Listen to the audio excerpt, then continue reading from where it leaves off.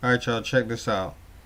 Last night, I was on my way to bed and I walked past the closet and I smelled like a funny smell coming from the closet. I wouldn't say it smelled like something like like oil was burning, or like something like a weird smell. Like if you ever seen like a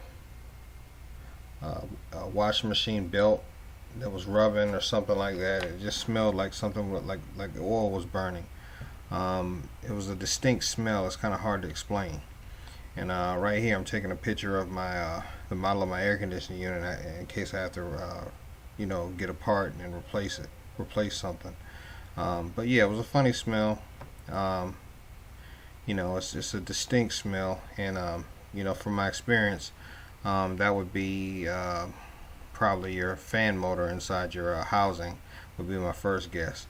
But speaking of the dryer or washing machine, I had that running at the same time.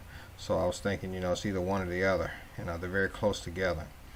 Um, so um, I turned the unit off and I decided to wait until the next day to troubleshoot it. So I got up like extra early so I could go ahead and get to the place that sells air conditioning heating parts, so I could try to have this fixed before noon, if you know, best scenario.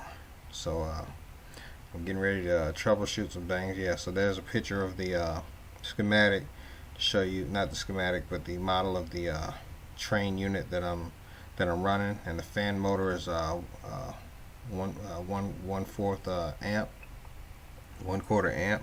So at this point, I'm thinking, well, maybe it's the fan because of the smell. But we shall see. All right, so right here, I'm going inside of the unit to see what this is. I don't exactly know what this door is. I'm just curious. I'm trying to figure it out, see what's going on. Uh, it appears to be nothing, just some insulation. Maybe if you were gonna, maybe it could be like where the drain line would come out of if you, since it's a split unit. Um, maybe if it was sitting a different direction, then maybe that would be where you hook the drain lines to. I'm just guessing. So I'm gonna go ahead and put that back together, and move forward with the process of trying to figure out what's going on with this unit. Working on my light situation here.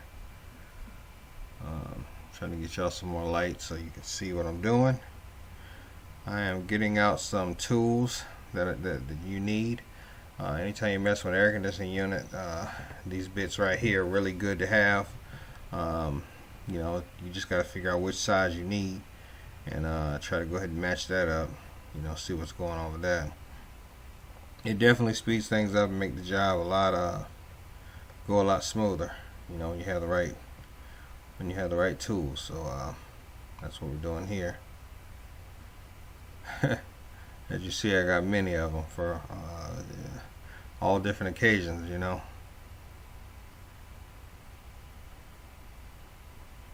So this one looks to be probably about 1/4. Um, and I got some small sheet metal screws that are attached to that, and usually they're not, Phillips or flathead. It would be very rare if it would be a Phillips or flathead screw. So moving right along here. Uh, After I find out what bit it's going to be, then I'm going to go and there we go. I got it. So that's my little handy screwdriver with interchangeable bits. You can put whatever you want up there. And I'm going to go ahead and start taking stuff off. I'm going to take the door off right here. I figured out that right here the door opens up. So I'm going to take my time and get each one of those screws off there, one at a time.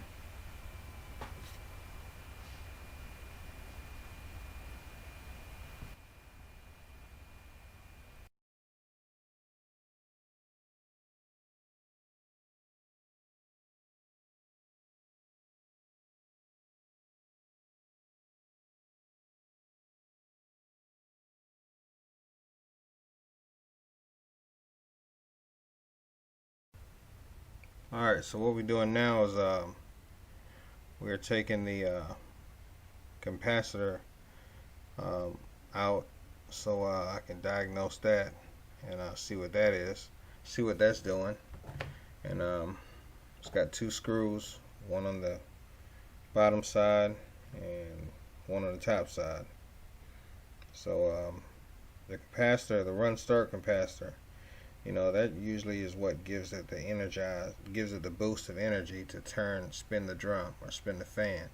So I'm gonna definitely take a look at that to see if that's failing, because if that's failing and it's taking, it's not charging that, it's not giving that fan enough power to turn, all that extra shortage of voltage that it needs to turn could also be the problem. And what you want to do here is you want to take a look at the leads on your capacitor to make sure that if you take them off, that you're going to put them back together the right way. So you want to take a look at them. It's really important. Usually it goes back up there exactly the same way, but you also want to check and also check the condition of the capacitor, and should have some little words up there that you can match it up with. A lot of people say buy two of those when you go to the store, because if it ever happens again at wee hours in the morning or the inopportune time, it's always good to have two of them. But they last pretty good length of time. By the time it takes for you to replace a water pump or something like that, maybe 3-4 years, 10 years, I don't know. Some of them last. That one's probably at least 10 years old, I would assume. I'm still looking at it, so now I know that which direction, what each wire is. One will go to the fan, one will be the power, and one will go to the compressor, so, or whatever. So I'm gonna go ahead and disconnect those and keep it moving. But I noticed most of the words on this capacitor is rubbed off. But it's 370 VAC, and then the letters on the left, the 10 UF, those are very important. Alright, so now I'm inspecting the lid of the capacitor. Make sure that looking for oil, any kind of oil discharge, any kind of, if it's bulging, usually it'll give you some kind of sign as to why it failed. Still a little bit of rust on this thing, there shouldn't be any rust in there based on being on the inside unit. So I can't really tell, but let me go ahead and discharge it, make sure that I don't have nothing, make sure it doesn't spark or blow up in my face. That wouldn't be a good thing. Trying to fix your air conditioning unit and have something horrible like that happen. So you always want to be safe with these things, because usually when it turns off, the last little bit of energy that it has goes back to the windings in the fan or whatever, and it just disperses and it kind of fizzes out and doesn't have any power until you call for it, heat or air again, depending on what kind of unit you got. Alright, so I'm looking in now, I'm trying to check, and there's so much dust in there, it's crazy. So I'm trying to get all the dust out, and I'm also going to later on I'm going to come back, take a little wet vac or something. That comes from whoever had this unit before, whoever lived here before. They probably didn't change the filter regularly. So that's got to get all that stuff out, because you don't want all that dust if you got asthma or whatever, because some of that same dust end up coming back to the event, and it's just not a good thing. So we're gonna try to get all that dust out of there as much as we can, and then we'll come back later on and try to get things all squared away in there. But first we have to figure out what the problem is now, and why we're not getting any air. Alright, so now I have the capacitor, the new capacitor in my hand. I went up to the store and got it. You can't just go to any store, you got to go to air conditioning and heating place.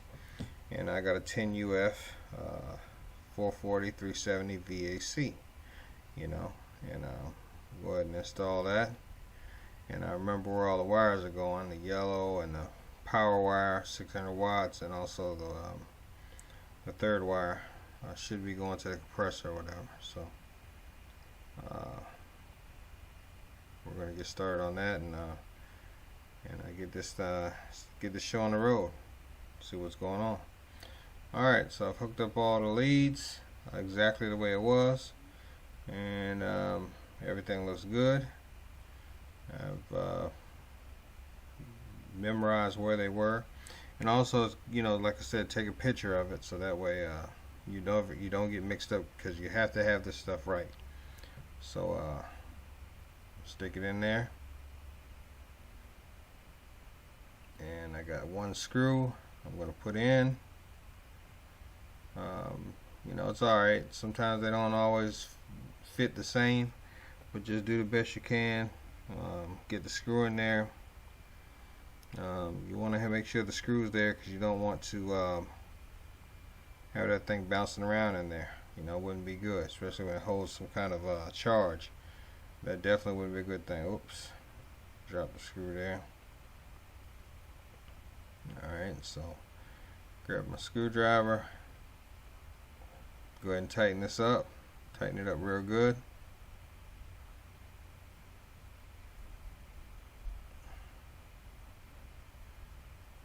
Okay, now that that's tight, I double check, make sure all our wires are up there really good. Now we're going to turn the breaker back on, because, you know, of course I didn't show you this earlier, but you have to make sure that your power is off.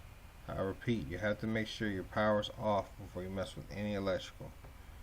So now I'm going to go back to the unit, and you know, this is where I check and I turn the thermostat on as well, and I'm going to see if everything's going good.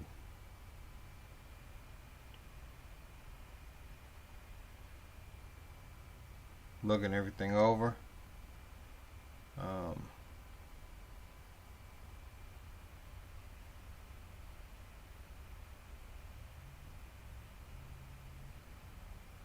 Everything seems to be good, so the unit kicked on. Just showing you some pictures of the process that I had to do to get everything working. Replaced the capacitor, did a visual inspection of the old capacitor, and that's pretty much it. And there also is a second part to this video, but that's pretty much it. I had to change the capacitor on the outdoor unit as well. They both went at the same time, and once I did that, you know, boom, everything was working fine, and it was cooling. I got everything done. So there was 2 capacitors that was put in, and everything's back to normal. Thanks for watching. It's Grind Time Media. Please like and subscribe, and I'm out. Hood Handyman. Another video in the wraps.